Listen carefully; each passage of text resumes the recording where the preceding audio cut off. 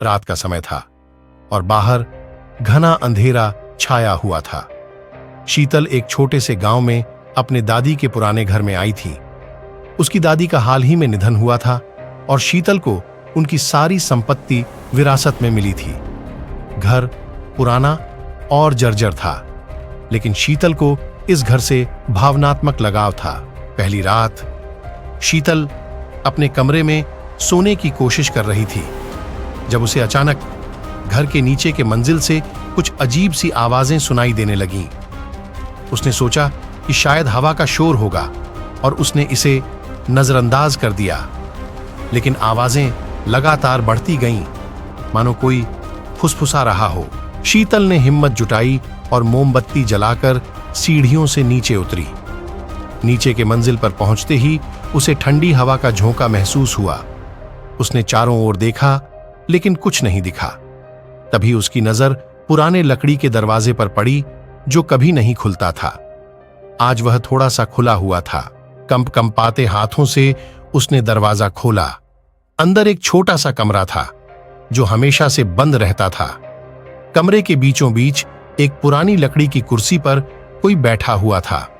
शीतल की सांसें थम गईं जब उसने देखा कि वह कोई और नहीं बल्कि उसकी दादी की आत्मा थी।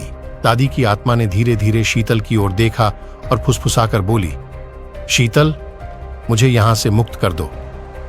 शीतल को समझ नहीं आया कि क्या करे। उसकी दादी की आत्मा ने उसे एक पुराने संदूक की ओर इशारा किया। शीतल ने कांपते हाथों से संदूक खोला।